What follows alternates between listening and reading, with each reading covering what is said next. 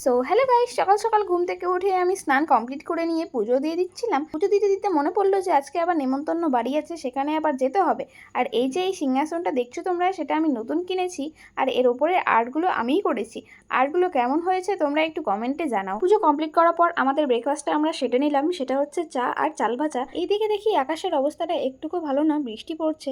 তারপর বৃষ্টি ছাড়ার পর রেডি হয়ে আমরা বেরিয়ে গিয়েছিলাম। সন্ধ্যাবেলা বাড়িতে আর আমাদের বসে ভালো লাগছিল না, তাই জন্য আমরা বেরিয়ে পড়েছিলাম ঘুরতে। সেখানে গিয়ে মন শরীর সব যেন হালকা হয়ে যাচ্ছিল। ফুরফুরে ঠান্ডা বাতাস আর সামনে এরকম একটা দৃশ্য কার না ভালো লাগে। মনে হচ্ছিল সেখান থেকে আসিই না, কিন্তু সেখানে বন্ধ করার সময় হয়ে গিয়েছিল, তাই জন্য আমাদেরকে তাড়াতাড়ি বেরোতে হলো। এত সুন্দর পরিবেশ আর একটা মহাদেবের এত সুন্দর মূর্তি, কি ভালোই না লাগছিল। সেইখান থেকে বেরিয়ে আরেক ভোলে বাবার সঙ্গে দেখা।